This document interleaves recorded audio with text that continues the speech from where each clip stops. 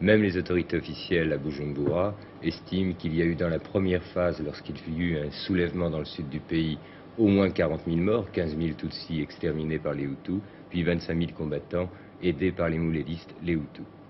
Et puis ensuite, il y a eu la répression. Et là encore, les autorités officielles estiment qu'elle a été sévère, qu'elle a été dure, car, disent-ils, nous avions peur, ou nous devions avoir peur, car ces gens-là voulaient nous renverser.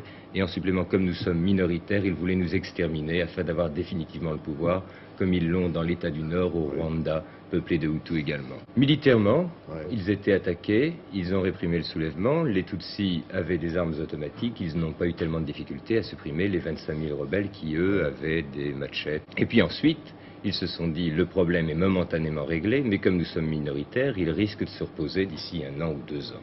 Alors pour qu'il ne se pose plus, on a décidé d'exterminer non pas tous les Hutus, mais simplement les Hutus qui risquaient de prendre le pouvoir, c'est-à-dire les Hutus ayant fait des études en Europe ou les Hutus ayant des postes dans l'administration. Et on voit maintenant à Bujumbura, quand on va dans les magasins, les serveurs ne sont plus Hutus, il n'y a plus de serveurs parfois, ou dans les postes, il y a des guichets avec personne, parce que c'était des Hutus, ils ont été arrêtés.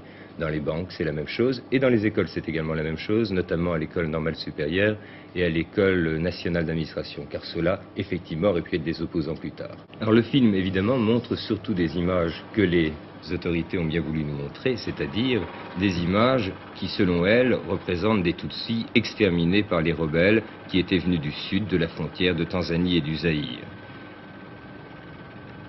À vrai dire, il est bien difficile de le savoir, et sur certaines images que l'on nous a montrées, au bord du lac Tanganyika, on peut se demander s'il ne s'agissait pas plutôt de Hutus battus militairement par les Tutsis, car pourquoi des Tutsis exterminés ou que l'on voulait exterminer auraient-ils été vers le lac Tanganyika? Ils avaient plutôt de bonnes raisons d'aller vers la forêt. Seuls venant de l'étranger, les autres pouvaient se rendre vers le lac.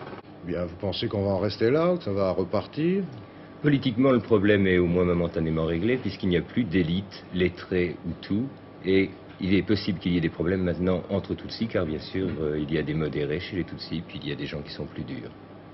Merci beaucoup.